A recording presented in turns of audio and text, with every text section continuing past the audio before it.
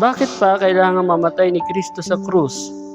Kung pwede naman tayong patawarin na lang ng Diyos at kalimutan na lang niya ang lahat ng ating mga pagkakasala. Tara, pag-aralan natin ang salita ng Diyos. Una sa lahat, kailangan nating maintindihan na ang tao ang nagkasala sa Diyos.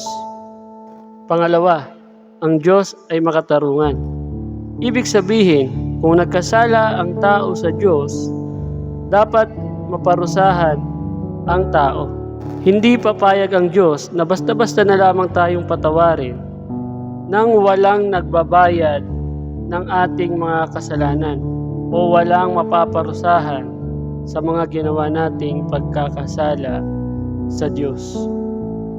Sabi sa Exodo chapter 34 verse 6 to 7, Then the Lord passed by in front of him and proclaimed, The Lord God, compassionate and merciful, slow to anger and abounding in faithfulness and truth, who keeps faithfulness for thousands, who forgives wrongdoing, violation of his law, and sin. But he will by no means leave the guilty unpunished, inflicting the punishment of fathers on the children and on the grandchildren to the third and fourth generation. Malinaw po na sinasabi doon na hindi papayagan ng Diyos na hindi maparusahan ang mga guilty.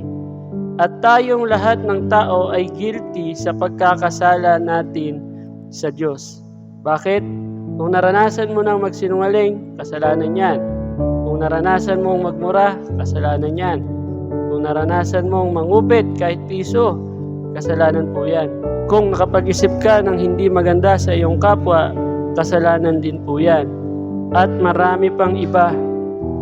Kaya napaka-imposible talaga na basta-basta na lang tayo patawarin ng Diyos nang walang magbabayad ng mga kasalanan natin. Dahil hindi niya pwedeng labagin yung kaniyang sarili. Hindi niya pwedeng kontrahin yung kaniyang sarili. Sapagkat siya ay makatarungan, dapat ma-serve yung hustisya doon sa kanya. Dahil siya rin naman ang ating naargabyado. Yan po ang aking sagot doon sa tanong kanina. Kaya sana meron po tayong natutunan. Marami pong salamat. Soli Deo Gloria. God bless.